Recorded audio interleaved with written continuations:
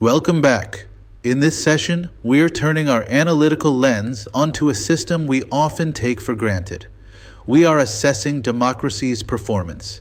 We deal with lofty rhetoric about freedom and rights, but we need to ask the hard questions. What do we expect from democracy? Is it delivering? And perhaps more importantly, is democracy just a moral ideal or a practical success? Over the next hour, we will move beyond the theory and look at the actual track record of democratic governance. To judge performance, we need metrics. We can evaluate democracy through the three pillars of political outcomes. First, is it accountable? This means rulers answer directly to the people through democratic processes. Second, is it responsive? A responsive government acts swiftly on public needs and demands. And third, is it legitimate? This requires that the government operates under law and public mandate. These three criteria form the rubric for our entire assessment. Let's start with that first pillar, accountability, answering to you. This isn't just about politicians giving speeches. It's about the tangible mechanism of control. Regular, free, and fair elections give citizens the power to remove leaders who fail them. This threat of removal is vital. It ensures that leaders remain cautious and aware of public opinion at all times. If they stop listening, they lose their jobs. That is the core accountability loop. Next, we consider responsiveness, listening to needs. Here we face a reality check. Ideally, democracies react to population demands. However, the very nature of democracy means this can be slow due to necessary debates. We have to compare this to the alternative. Dictatorships may respond faster, but completely ignore the people's will. So we often trade speed for accuracy, choosing a slower decision that actually reflects what we want, over a fast decision that ignores us. This brings us to the third pillar. Legitimacy, the people's own government. Why do we follow laws? Because democracy is the only legitimate form of government, chosen by the people, for the people. It isn't imposed from above. Interestingly, a global trend shows people prefer self-rule even without perfect results. We seem to value the source of the decision, ourselves, as much as the outcome of the decision. Let's talk about the economics of time. We need to confront the debate of efficiency versus deliberation. Critics often argue that democracy is inefficient, and they have a point. Dictatorships deliver fast decisions without opposition, whilst democracies require negotiation and procedure. But there is a cost to that speed. The fundamental trade-off exists between speed and quality of governmental decisions. Fast decisions are often wrong decisions, or worse, dangerous ones. This leads us to the value of procedure. Why do we have all these rules and committees? Because democracy follows specific norms and procedures, making decisions more acceptable and effective. When people feel they were part of the process, they accept the result. In contrast, forced decisions in non-democratic systems often lead to public unrest and instability. Procedure buys us stability. A critical performance metric for any organization is transparency. In politics, this is transparency, the right to know. In a functioning democracy, citizens can examine decision-making processes through right-to-information laws. We don't just trust, we verify. This transparency significantly reduces corruption and increases public trust in government. Without it, the system rots from the inside. Now let's look at the wallet. We must address economic growth, the mixed record.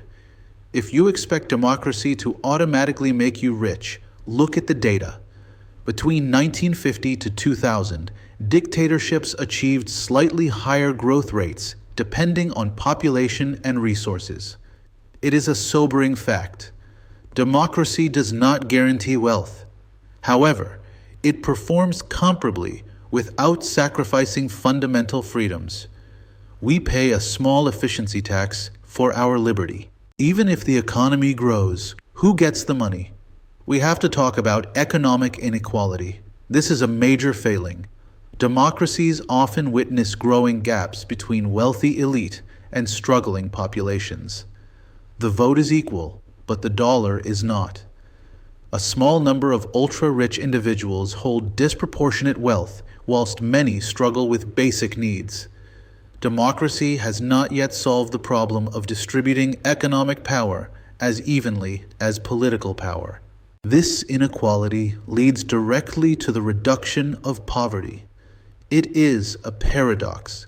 Democracies struggle to completely eradicate poverty, despite the poor representing a massive vote bank. You would think the poor would vote away poverty, but it hasn't happened. We see that poverty rates vary dramatically between developing democracies like Bangladesh and developed nations. The system gives you a voice, but it doesn't guarantee a meal. Where democracy truly shines, however, is in accommodating social diversity. In a divided world, democracy enables peaceful coexistence of different groups through negotiation and compromise. It creates a release valve for tension. Democratic systems prove most successful at handling social conflicts without resorting to violence. It stops us from killing each other over our differences. We discussed majority rule earlier, but let's refine that. We are looking at majority versus minority dynamics. Functioning democracy requires the majority to work collaboratively with minority groups, not simply rule over them. It's a partnership, not a dictatorship of the 51%. Furthermore, the majority is fluid and changes depending on issues, ensuring everyone participates in decision-making. You aren't permanently locked out of power. Beyond economics and speed, there is a human metric: dignity and freedom of citizens. Here, the performance is strong. Democracy promotes human dignity better than any other system by respecting every individual. It validates your existence as a person with rights. And crucially, when respect is violated, democracy provides. Let's apply this to women's dignity and rights. History shows long historical struggles for voting and equal rights culminate in democratic recognition of legal equality. It wasn't instant, but the system allowed for the change. In contrast, non-democratic systems often lack the fundamental legal principle of individual freedom for women. Democracy provided the framework for the feminist revolution. What about deep-seated social structures? Let's look at caste and social inequalities. Democracy provides legal and moral foundations to challenge deep historical inequalities like caste and race. It attacks the hierarchy. However, we must be realistic. Whilst laws establish equality, achieving genuine social change remains an ongoing democratic battle. The law has changed. Society is still catching up. So, is the job ever done? No. We are facing democracy, the test that never ends.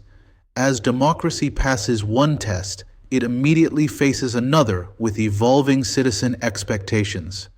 Success actually makes it harder. Democratic success generates higher public demands, creating a continuous cycle of improvement. The better it gets, the more we want from it. This constant demand brings us to the role of complaints. When you see people protesting, do not see it as failure. Complaining citizens signify a healthy democracy where people believe their voice genuinely matters. If they didn't think it mattered, they would stay home. Democracy transforms passive subjects into active citizens who engage with governance processes. The noise is a sign of life. Let's zoom out and do a comparing systems summary. On one side, we have democracy. It is superior at social outcomes, dignity, legitimacy, and citizen participation.